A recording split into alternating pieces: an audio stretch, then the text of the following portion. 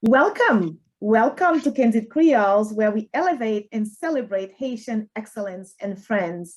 Today, we have with us Marie-Alice Théa. Notre conversation va être en français.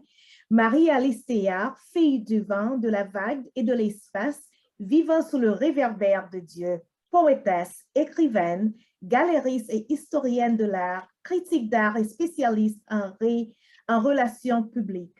C'est par Denise Bernhardt. Lycéon potomitan dans l'Association internationale sous critique Zev Atis. Ça fait plus de 30 l'année depuis l'a organisé un plus gros festival sous Zev Atis en Haïti.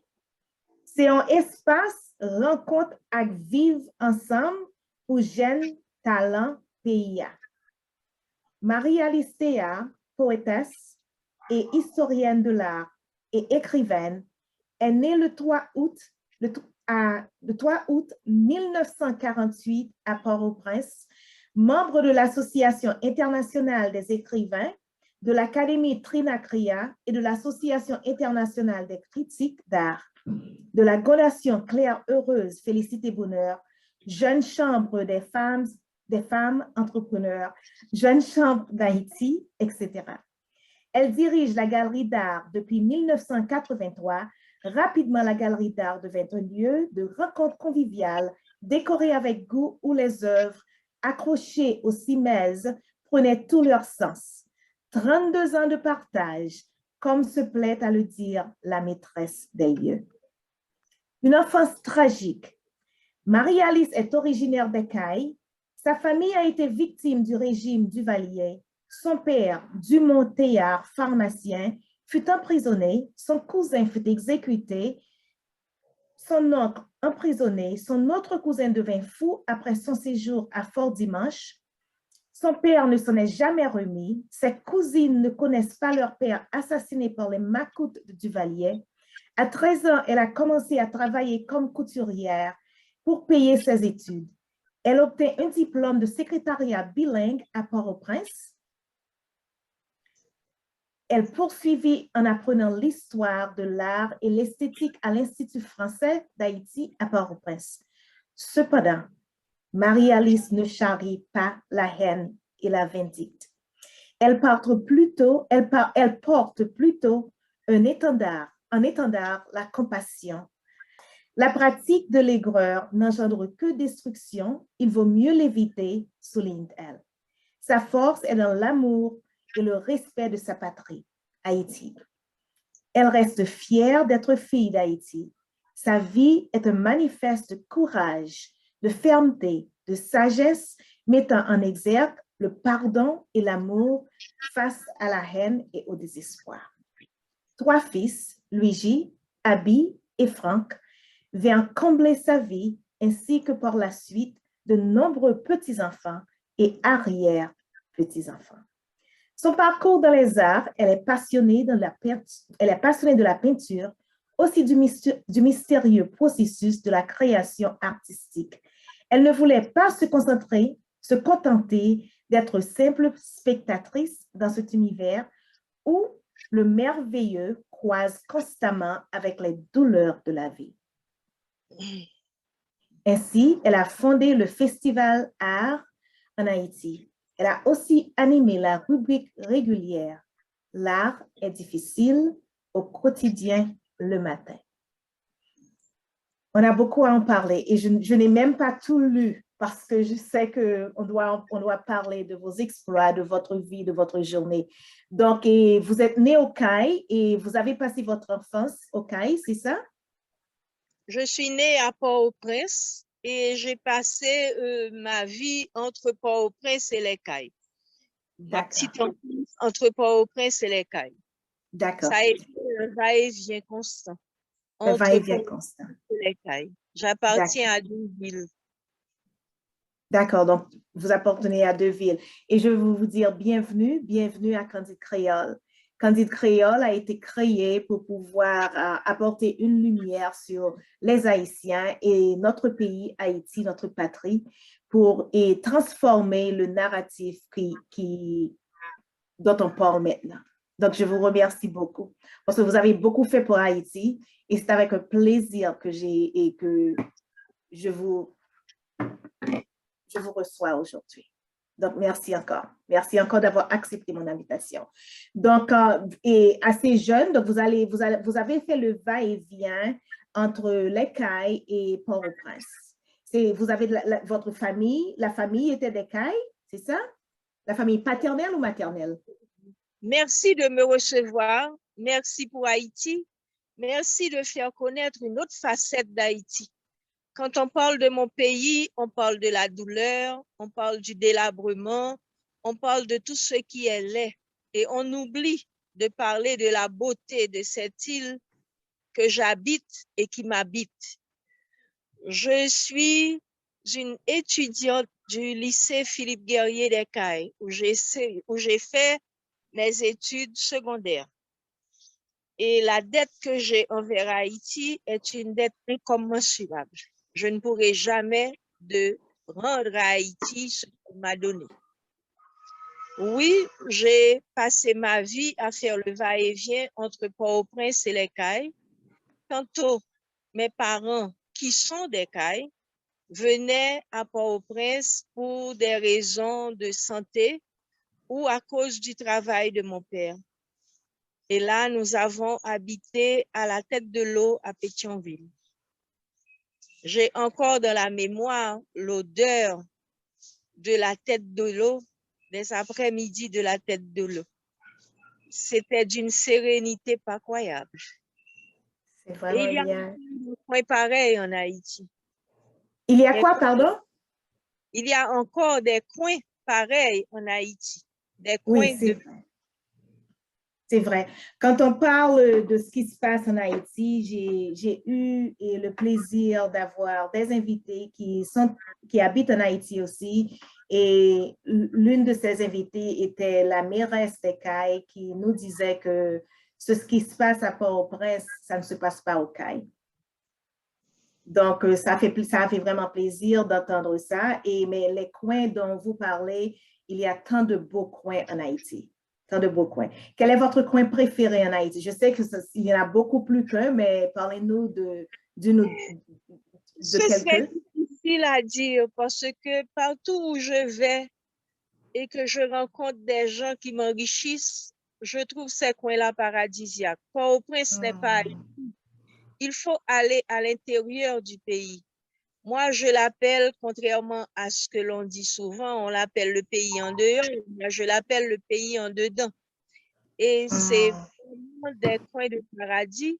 Et ce sont les endroits où l'on rencontre vraiment la culture haïtienne. Vous allez voir ces gens-là et ils ne vous laissent jamais partir sans vous donner envie de retourner. Ils vous confient toujours un geste d'amitié, ne serait-ce que quelques cacao ou un fruit, mais ils ont toujours quelque chose à vous donner et ils vous reçoivent avec honneur et ils vous laissent partir avec respect. Ouais, c'est vrai. La dernière fois que j'ai été en Haïti, j'ai été pour le Mardi Gras, c'était au Cayes, et j'ai passé un très bon moment. J'aurais aimé pouvoir rester une semaine de plus ou revenir parce que comme vous l'avez bien dit, c'est quand on va dans les provinces, ça nourrit les en dehors, hein, et c'est la vraie culture haïtienne. Et mon rêve, ce serait ouais. que l'on puisse décentraliser et avoir des villages touristiques autour de nos lieux sacrés et de notre quarantaine de grottes. Parce que nous avons chez nous, par exemple, la grotte Marie-Jeanne, qui est la grotte la plus importante de la Caraïbe. Nous avons des bains thermaux. Nous avons des lieux sacrés, des lieux de miracles. Et tous ces lieux-là peuvent être des centres autour desquels on pourrait construire des villages avec des hôpitaux, des écoles, des lieux de détente, des hôtels et recevoir des touristes. Ouais, c'est ça. Pour l'Haïti demain, parce que pour moi, le futur d'Haïti n'est pas politique, mais économique. Ouais, Et je c'est suis ça. convaincue que l'épicentre spirituel du monde sera Haïti et l'épicentre économique du monde également. Car il faut savoir que nous avons chez nous des ressources minières dont l'humanité aura On besoin a pour ça. besoin. Ouais, ouais. Et Absolument. je pense que c'est votre rêve est aussi mon rêve. Avoir et les villages en dedans, comme vous l'appelez, comme vous avez dit, et dans les provinces et autour de nos grottes, ce serait vraiment bien. Ça, je n'y avais pas pensé, mais je me disais que c'est ce dont on a besoin, c'est décentraliser Haïti et puis explorer les autres provinces, toutes les provinces. Et il y a des sections qu'on ne connaît même pas, qui sont vraiment bien, qui ont besoin d'être explorées, d'être développées et tout ça. Donc, ce serait vraiment bien si on pouvait le faire. Est-ce qu'on en parle déjà de ça en Haïti?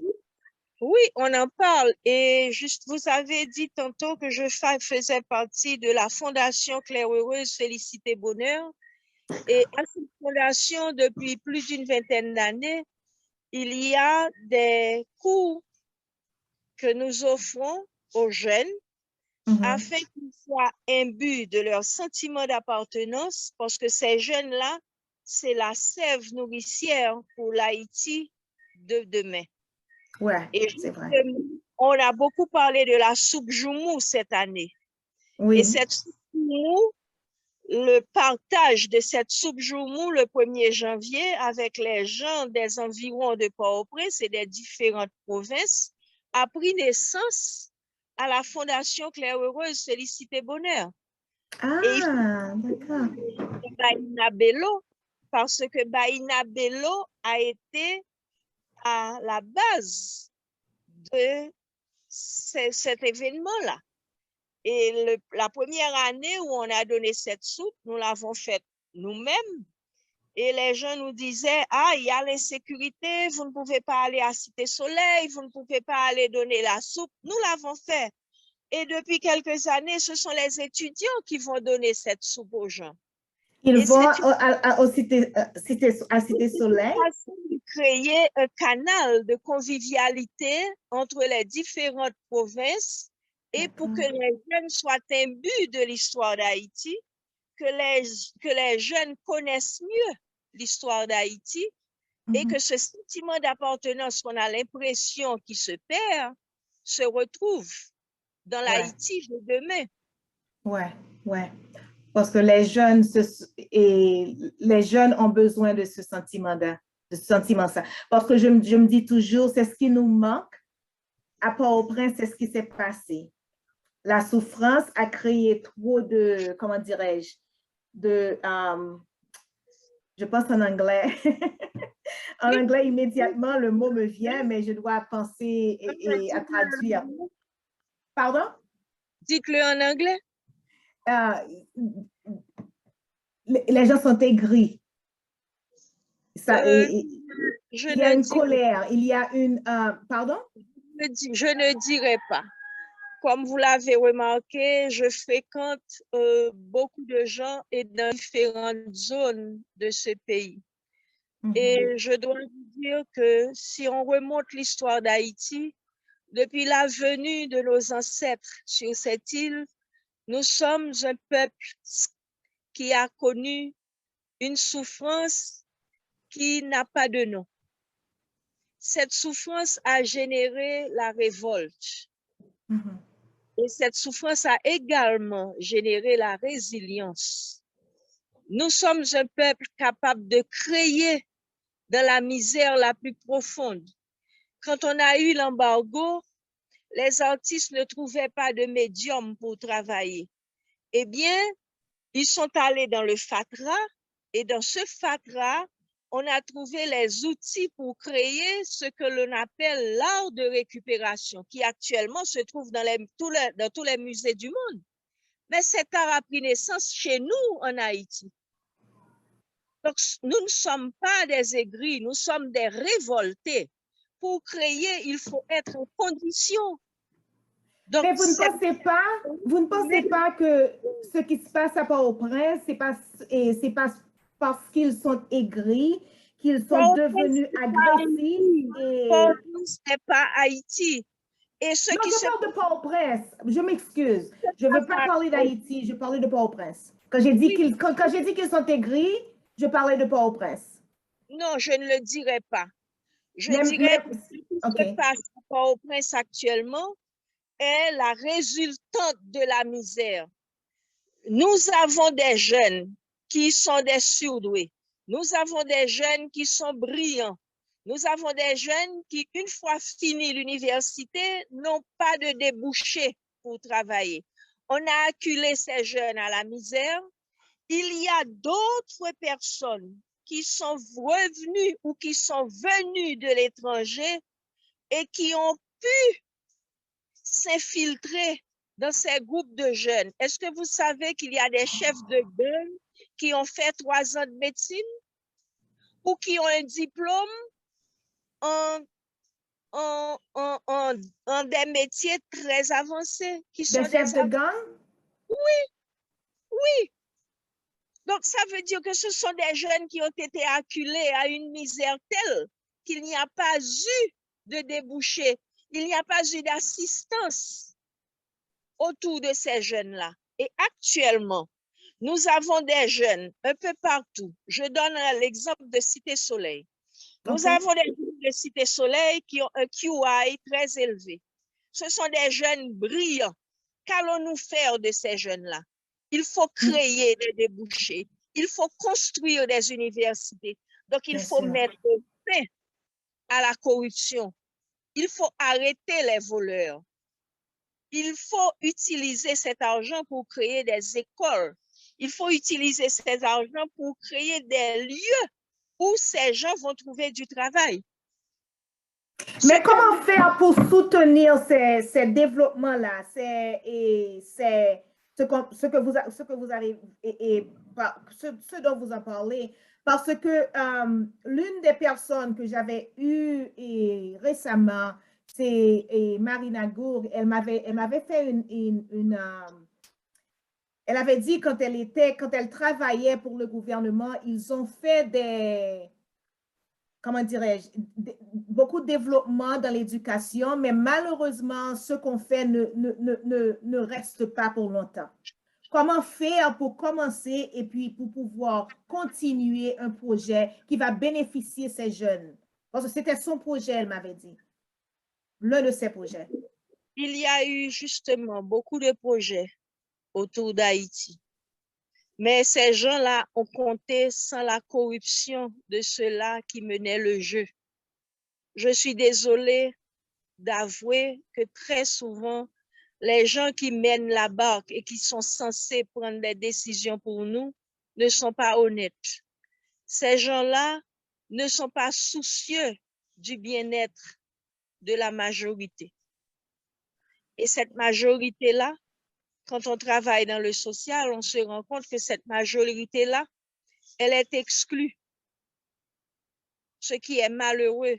Et ceci provoque justement l'exil volontaire de ce que nous avons comme réserve.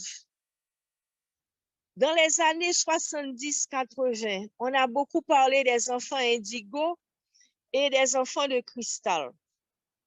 Ce sont des enfants que l'on prenait pour des génies. Les croyants disaient que c'était des réincarnés. Eh bien, ces enfants ont été adoptés par les pays dits avancés. Actuellement, et nous étions dans les années 80, actuellement, nous sommes au 21e siècle. Ce sont ces enfants-là qui sont devenus des adultes et qui sont un peu partout en tant que spécialistes dans différentes branches. Donc, Haïti a beaucoup perdu de cerveau au dehors. Mais il se trouve que quand le président Donald Trump nous a traités de boîte à 3 points de suspension, beaucoup de ces gens-là se réclament d'Haïti. Et ces gens-là sont prêts à revenir pour la reconstruction d'Haïti. Et voilà. Maintenant, Haïti, grâce à ses ressources minières, grâce à ces cerveaux qui sont à l'extérieur et sont prêts à revenir, et si nous faisons le décompte de ce que les Haïtiens de la diaspora ont comme compte en banque dans les pays où ils vivent actuellement, nous avons un capital assez important pour que Haïti n'ait pas à tomber à nouveau dans la mendicité. Nous ne considérons pas l'étranger comme un ennemi. L'étranger peut être bien sûr. un partenaire et un partenaire intéressant. Donc, Haïti a de quoi mettre sur la table pour que nous ayons une survie honorable. Non pas seulement pour nous, mais aussi pour l'humanité. Parce qu'on parle de ressources minières. On parle beaucoup de l'iridium. On parle très peu d'autres ressources que nous avons. Oui, on en parle assez souvent. Oui, c'est ça. C'est ça. On ne parle pas du titanium. Nous l'avons, le titanium. On en a besoin. Donc, pourquoi ne pas permettre que cela se développe pour que le plus grand nombre puisse en profiter? Nous avons des dirigeants qui ne s'en soucient pas, c'est tout. Ils ne s'en soucient pas. Mais vous ne pensez pas que ce qu'on dit... un visa américain, alors ils n'ont pas le courage de dire leur vérité. Il faut trouver des voix qui parlent et qui parlent pour Haïti. Vous savez, en 1998, en décembre 1998, j'ai sorti 4 livres qui s'appellent Haïti, la voix de nos silences, sur la résilience lors de l'embargo. Et ce jour-là, je l'ai dit en public devant des milliers de gens, après Mireille Durocher-Bertin, si c'est mon sang qui doit couler pour Haïti, je suis prête à le faire. Je n'ai pas besoin de poste politique. J'ai refusé les ministères tout au long de ma vie. Je n'en ai pas besoin. Mais je veux. Haïti est vous et vous êtes Haïti, comme vous l'aviez dit. Justement, je Mais veux. comment instiller cet amour que vous avez pour Haïti dans les autres, et spécialement les jeunes qui viennent, parce que ce sont les jeunes qui vont diriger Haïti demain. Je ne suis pas un cas unique. Nous sommes nombreux à penser Haïti d'abord. Oui, je le sais, parce que j'ai parlé avec cette plateforme que j'ai, Candide Créole, j'ai eu le privilège d'avoir des conversations candides avec plusieurs Haïtiens, et il y en a qui vivent en Haïti, il y en a qui vivent à l'étranger et dans d'autres pays, et ils font tant pour le pays parce qu'ils veulent voir un changement. Mais ce qui se passe aussi, et moi, je peux dire que moi aussi, ça m'arrive, j'ai tant de rêves, comme vous l'avez dit, de voir les villages en Haïti. J'en parlais à une amie ce matin et pour prendre des informations. On hésite à rentrer au pays pour aller investir au pays. On hésite pour la sécurité. Et bien que moi, je suis de Port-au-Prince, mais je n'ai aucune intention d'aller à Port-au-Prince à cause de l'insécurité. Donc, que pouvez-vous dire à ces gens-là qui pensent qu'ils aimeraient bien retourner au pays et contribuer au pays, mais ils hésitent? Écoutez, ça fait des années, c'était sous le gouvernement de René Préval que j'ai commencé à travailler sur le projet de la double nationalité. Pour avoir la double nationalité, il faut que le pays qui vous a reçu, qui vous a donné un autre passeport, accepte que vous puissiez avoir à nouveau votre nationalité initiale. Ce projet avait presque abouti, mais pour des raisons politiques, on a bloqué ce projet. Et là, ce n'est pas un rêve.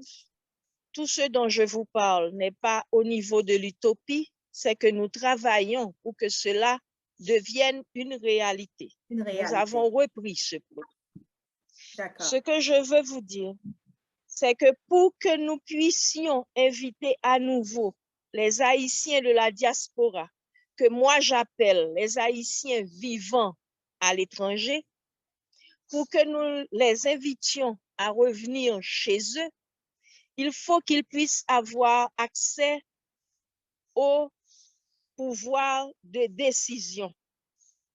Il faut qu'ils puissent avoir la nationalité haïtienne à nouveau. Et il faut qu'ils puissent participer aux élections et il faut qu'ils aient une garantie qu'ils sont chez eux, qu'on ne va pas leur pousser le dos, qu'on ne va pas les traiter de diaspora, ce qui est une ineptie. Oui, Nous sommes et nous demeurons haïtiens. Vous verrez qu'un Haïtien, un Haïtien depuis des années, il continue à penser en créole, il continue à compter son argent en créole. Vous voyez, je pense en anglais quand je parle français assez souvent et je dois traduire en français, mais quand je compte, comme vous l'avez dit, je ne peux pas compter en anglais. Si je compte, je vais faire des erreurs en anglais. Je compte toujours en français. Parce que ça, c'est ma base. Donc, ça, on ne peut pas le perdre. Pardon? Une amie qui est devenue haïtienne par le mariage m'a dit un matin, Marie-Alice, je suis devenue haïtienne. Je dis, ah bon? Et qu'est-ce qui t'arrive, Tamara? Marie-Alice, je pense que essayez de baisser un peu le téléphone parce que maintenant le visage, non, montez, c'est ça, c'est parfait maintenant, c'est parfait. Non, parfait, ouais. Parce que je pense que le téléphone avait glissé. Allez-y, ça va maintenant, ça va. Merci. Cette amie m'a dit, je suis devenue haïtienne. Je dis, mais comment peux-tu en être certaine? Elle me dit, parce que je compte mon argent en créole. Alors, j'avais compris que l'argent avait une importance capitale dans la vie de citoyen. Donc, quand le citoyen compte son argent dans une langue, c'est que c'est une langue importante pour lui. Oui, bien sûr. Et ce que nous faisons, nous établissons des piliers pour que nous ne retombions pas dans ce désordre qui est le nôtre maintenant et qui occasionne la perte de tant de vies humaines. Ce que nous faisons, nous travaillons sur des piliers pour le social, pour que nous ayons des balises afin que l'espoir revienne dans le regard de nos enfants. Nous travaillons pour que les Haïtiens n'aient pas à s'exiler ailleurs. Nous travaillons non pas pour obtenir un pouvoir. Je ne suis pas candidate à la présidence, je ne le serai jamais. Ça, je vous le garantis. Je ne le serai jamais. Car dans le vaudou, on dit que je suis une legba. Je suis là pour ouvrir les portes, pas pour bénéficier de petits avantages. D'ailleurs, vous voyez, avec mon travail, je n'en ai pas besoin. Je me suffis à moi-même. Oui, bien sûr, bien sûr. C'est Haïti qui nous a tant donné, mérite qu'on lui remette un peu de ce qu'elle nous a donné. C'est ça, c'est ça. Je dis ça tout le temps à mes enfants. C'est grâce ça. à Haïti. Je dis ça à mes enfants, je suis comme je suis grâce à Haïti. Parce que j'ai grandi en Haïti. Quand je suis rentrée aux États-Unis, j'étais assez jeune, mais j'ai passé toute mon enfance en Haïti et les années secondaires en Haïti. Donc, je dis toujours ça à mes enfants. Je suis qui je suis à cause de la culture et de l'éducation que mes parents m'ont donnée en Haïti, que j'ai reçue en Haïti. Parce que les États-Unis, j'apprécie beaucoup, parce que je vis aux États-Unis, ça fait tellement longtemps, et j'apprécie beaucoup les États-Unis, mais je suis contente, très contente d'avoir passé mon enfance en Haïti d'abord avant de rentrer ici. Parce que vous avez une culture. J'ai retenu de ce que vous avez dit, culture. Ouais. Justement, nous sommes un peuple hautement cultivé. Et il faut faire la différence entre l'instruction et la culture pour rentrer dans la richesse d'Haïti.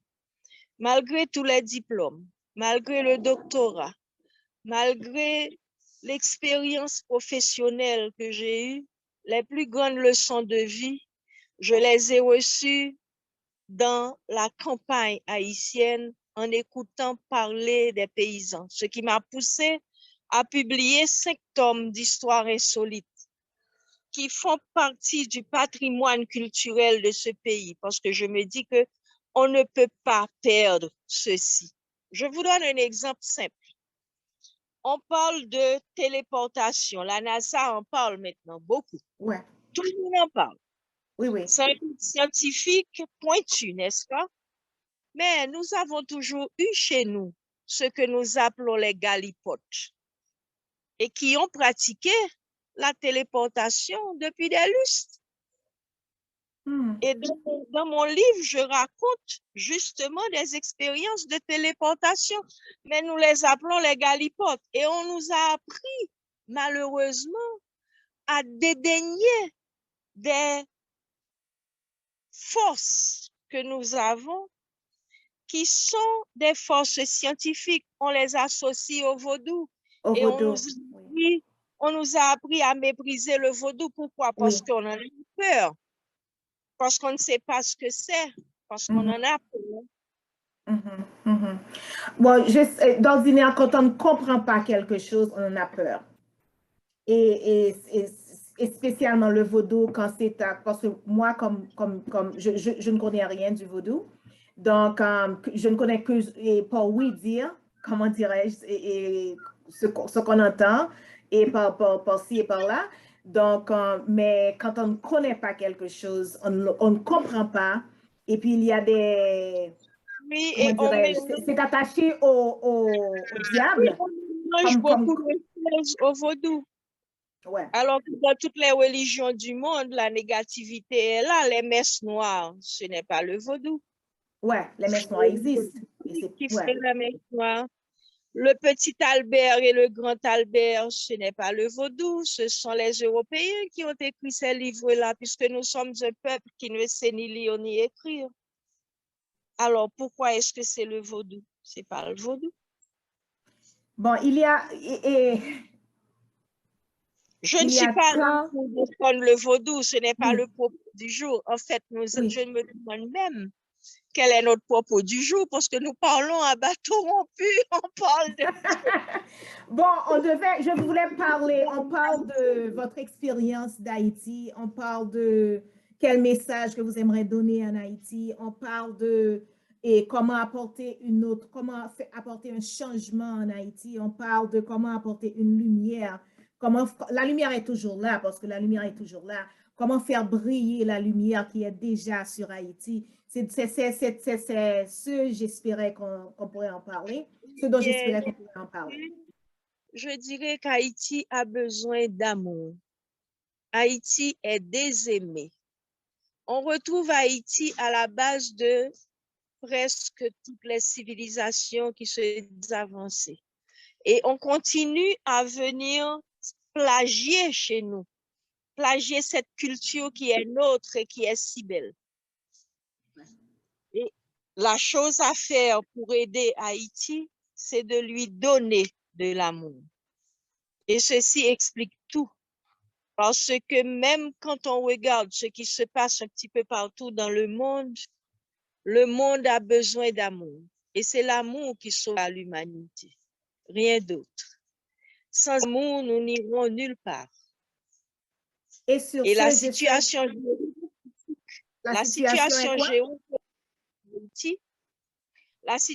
géopolitique de ce pays font de ce pays un lieu très regardé par l'international. C'est le moment ou jamais pour Haïti de mettre sur la table ses atouts. C'est le moment pour Haïti d'avoir des partenaires, non des ennemis. C'est le moment pour Haïti d'inviter ses partenaires à venir travailler avec les Haïtiens pour qu'Haïti retrouve sa dignité et pour qu'Haïti retrouve sa place au sein de l'humanité. Ce n'est pas un rêve. En Haïti, nous travaillons avec beaucoup de jeunes parce que les jeunes représentent l'avenir. C'est, comme j'ai dit, c'est la nourricière pour Haïti demain. Et nous sommes vraiment Pas quelques-uns, mais nombreux à travailler en ce sens. Et donnez-moi encore le nom de l'organisation qui s'en occupe pour que tout le monde puisse savoir exactement. Il y en a plusieurs. Je vous donne le nom. À Claire Heureuse Félicité Bonheur, c'est la fondation qui est dirigée par Madame Baïna Bello. Nous avons la Chambre de commerce des femmes entrepreneurs avec Daniela Jacques. Il y a Nadine Anilus qui s'occupe des enfants défavorisés. Nous avons plein d'associations comme ça. Il y a Pépa qui se trouve à Cité Soleil, qui est une fille magnifique, qui est née à Cité Soleil et qui est maintenant dans l'éducation et qui a décidé de rester à Cité Soleil et qui maintenant a un prix qui est le concours de lecture à haute voix. Il faut entendre ces jeunes. C'est merveilleux ce qui se passe. Justement, vous allez me dire qu'en Haïti, nous croyons au merveilleux. Oui, sans rêve, vous n'irez nulle part. Mais il faut d'abord, tout ce qu'on a commence par un rêve. Il faut avoir un rêve pour pouvoir mettre ça en réalité, définitivement. Justement, mais tout ce monde-là, toutes ces associations-là sont en connexion les unes avec les autres. Et ça pépinière pour l'Haïti demain. Il ne faut pas se contenter de voir ce qui se passe maintenant. Comme je l'ai dit et que je l'ai écrit, ce que nous vivons maintenant est un moment de pourrissement. Et nous irons vers une renaissance et une reconstruction des âmes et une reconstruction physique d'Haïti avec les enfants de Dieu. Vous avez parlé de lumière, nous avons la lumière en nous, nous les Haïtiens. Oui. Nous sommes un peuple marginalisé. Nous avons les scarifications de toutes les douleurs du monde. Mais nous avons pour nous la résilience. Ce que vous voyez là actuellement, ce n'est pas Haïti. C'est une étape. Depuis le départ de Dumas estimé, si vous remontez l'histoire d'Haïti, on a commencé cette déliquescence et elle a continué. Et nous sommes arrivés à ce que nous avons là maintenant et qui n'a même pas de nom. On n'ose plus sortir parce qu'il y a tellement de kidnapping et tellement de tueries. Tout le monde a peur et tout le monde a peur de tout le monde. Tout le monde a peur de tout le monde. C'est une étape à traverser pour aller vers cette résurrection. Et comme vous l'avez si bien dit. Pendant que cela se fait, ayant vécu en Afrique, j'ai pris le son des Africains et je me dis que l'Africain te dit, quand l'eau coule, qu'elle passe à côté de toi, qu'elle est boueuse, qu'elle est sale, que tu ne peux pas traverser, prépare ton baluchon. Parce que quand elle t'arrivera au genou et qu'elle sera claire, tu pourras traverser sur l'autre rive, mais ton baluchon sera prêt. Donc, c'est ce que nous faisons maintenant. Nous faisons, non pas des projets bidons, mais nous travaillons pour la citoyenneté. Nous travaillons pour que l'Haïtien soit imbu qu'il a des droits et des devoirs. Pour que ces jeunes-là, demain, puissent avoir une colonne vertébrale correcte, qu'on ne puisse pas les acheter, qu'ils ne vendent pas leur pays comme l'ont fait des consos. Ouais. Et c'est ce qui s'est passé, c'est pour ça qu'on est là où on est maintenant. On n'est pas là, nous passons par... L'étape qu'on passe maintenant a été créée pour ça, d'après moi. D'après moi. Oui, parce que il y a eu du laxisme, parce que les gens ont eu peur, parce qu'on n'a pas réagi. Mais je vais vous dire que tous ces jeunes-là dont je vous parle, qui sont des jeunes, des adolescents et aussi des adultes d'une trentaine d'années, n'ont pas connu la dictature. Donc, ils n'ont pas peur de parler, ils n'ont pas peur de s'assumer, ils n'ont pas peur de se dire. Et c'est une force. Pouvoir s'exprimer et pouvoir assumer ses convictions publiquement, c'est une force. Oui, c'est une force. Oh là là, je te remercie beaucoup. J'ai vraiment apprécié la conversation et je sais que tu as beaucoup à faire, donc je veux pas te garder trop longtemps. Et on J'ai devra... un rendez-vous tout de suite après, justement, avec des jeunes et pour le social. Et il ne faut pas avoir peur. Haïti va se relever. Dieu le veut. Haïti sera le paradis voulu par Dieu. Et tout se passera en Haïti. Tout a commencé en Haïti, tout finira en Haïti. Ce que nous vivons là, c'est la fin d'un monde. C'est pas la fin du monde. Pas la fin du monde, c'est la fin du monde. Parce que tout ce qui passe ne reste pas. Ça doit changer, ça va changer. Et La c'est... renaissance se fera en Haïti. Tous les peuples du monde viendront se ressourcer en Haïti. L'épicentre économique et spirituel du monde se trouve là. Parce que vous savez, nous avons ce qu'on appelle les roches à laine. Les roches à laine sont sur la route du Nord, du côté de Kankok à Malpasse. La NASA fait des recherches sur les roches à laine depuis quelques années. Parce que ils pensent, les scientifiques pensent, qu'à partir des pétroglyphes qui se trouvent sur les roches à laine, on va pouvoir trouver la formule qui empêchera que les astéroïdes rentrent en collision avec la planète Terre. Et c'est en Haïti que ça se trouve, c'est nulle part. Et ces roches font 8 mètres de haut sur 8 mètres de large. Si vous allez visiter le site qui se trouve au long de la rivière, vous verrez que la marque des grues avec lesquelles on a essayé de soulever ces roches, la marque est là.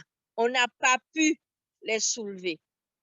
Et de plus en plus, il est admis que Haïti se trouve être les derniers vestiges de l'Atlantide. Ça, c'est un autre propos. Je ne vais pas rentrer dans les détails aujourd'hui avec vous. Oui.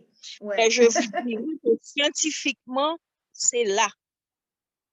Yeah, on a beaucoup de ressources, ça on le sait. Ça, on le sait. On a beaucoup de ressources nécessaires. Nous gagnons l'homme, nous. Ouais, c'est ça, c'est ça. Donc, comme vous l'avez si bien dit dans l'un des textes que vous m'avez envoyé, c'est l'amour est le seul point d'ancrage, je m'excuse, d'ancrage.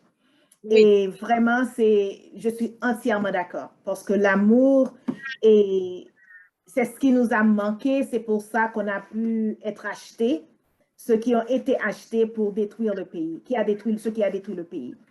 Donc, ils n'ont pas de sentiment d'appartenance. S'ils parlent d'Haïti, ils vous disent, on va sauver le pays, on fait pour le pays, on fait pour le peuple.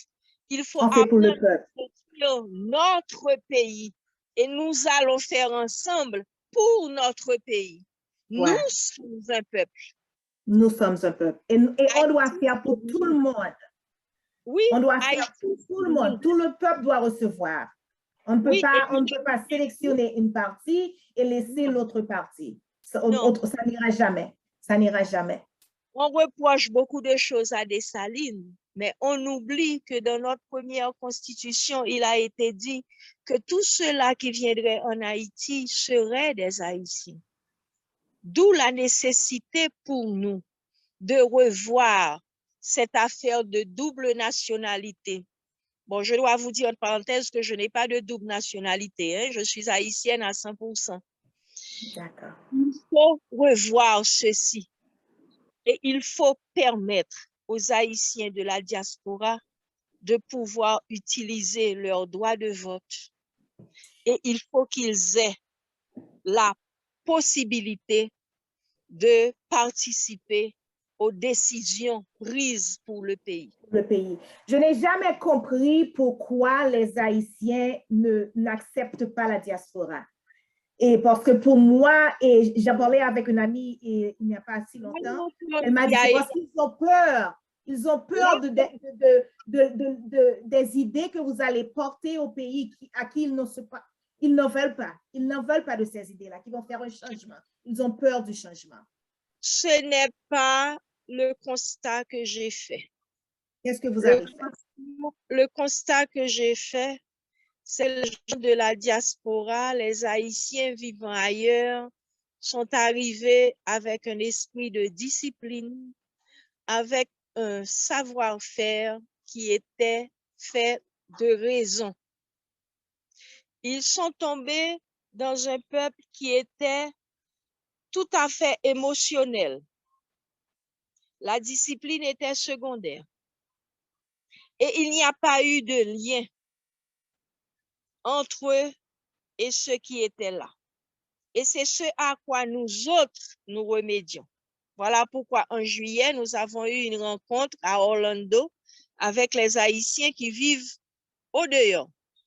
Parce qu'il faut que nous fassions des liens, que nous établissions des liens entre ceux-là qui sont en possession de la raison et du savoir, avec ceux-là qui sont tout à fait émotion et qui ne parlent pas de discipline.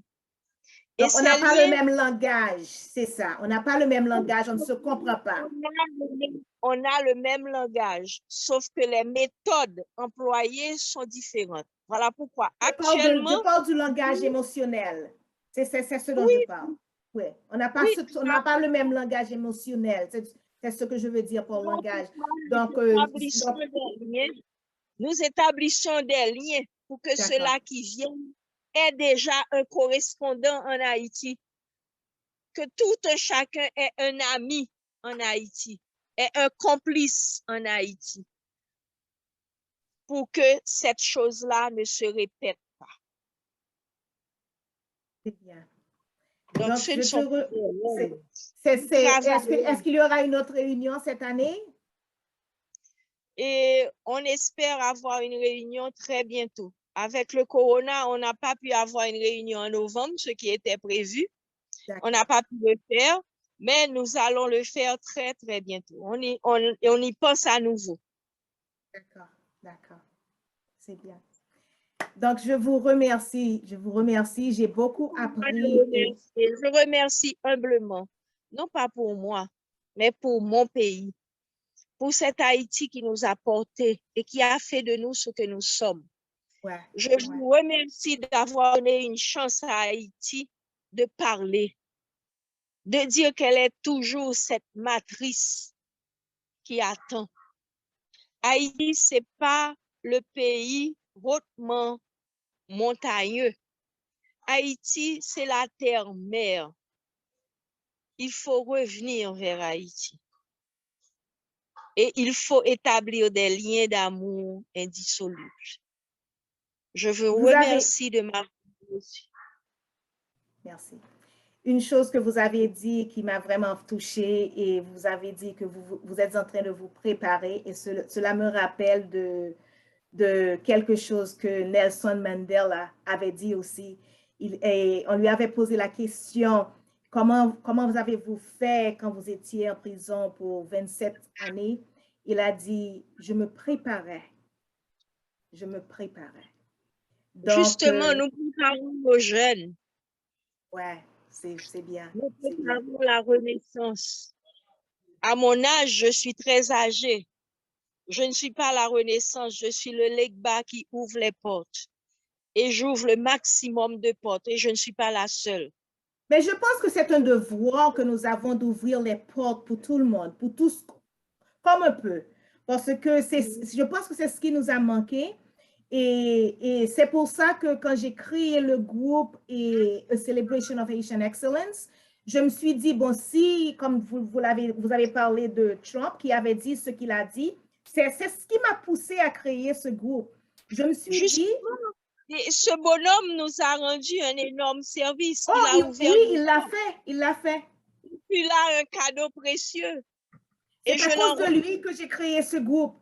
Parce que je me suis dit, s'il le dit, il y a d'autres personnes qui le disent aussi, et on ne va pas prêter attention à eux, on va prêter attention à nous parce que c'est à nous de nous célébrer les uns et les autres pour montrer au monde entier qui nous sommes. Donc, on va commencer par célébrer les Haïtiens. Les Haïtiens vont commencer par célébrer les Haïtiens, les descendants des Haïtiens, que ce soit la diaspora, que ce soit les Haïtiens d'Haïti. on doit apprendre à le faire, on doit apprendre à s'aimer. C'est pour ça que j'ai créé ce groupe. Et puis maintenant, j'ai créé cette plateforme de Candide Créole pour pouvoir épanouir cette idée-là. Et c'est parce qu'on me l'a demandé aussi. On me l'a demandé aussi. Vous serez béni de Dieu pour cela. Vous serez assisté. Il faut persévérer. Merci encore. Merci encore. Merci encore. Et je veux vous demander une question. Et pour conclure, ce que j'aime demander, c'est comment, pouvez-vous décrire Haïti en un mot? Si je peux décrire Haïti en un mot, je l'ai dit, Haïti, c'est la terre-mère. On revient toujours vers le sein de la mer. D'accord. Et si vous pouvez décrire votre vie en un mot? Je suis une femme vaillante. Comment on dit en créole, femme vaillante, potomita? Oui, je suis femme vaillante et m'assume. Si c'est moi qui pouvais, c'est ça pour Haïti, moi prêt pour faire. Et quel message, quel conseil que vous aimeriez donner aux Haïtiens? De s'aimer. Sans l'amour, on n'ira nulle part. Il faut pardonner. Pardonner et s'aimer. Pardonner, c'est très important. Pardonner, c'est très important. Donc, sur ce, merci encore, Madame Théard. Et comme je dis toujours, pour conclure, je dis toujours, peace for Haiti, love for Haiti, and blessings to all. Merci encore. Respect. Au revoir. Merci.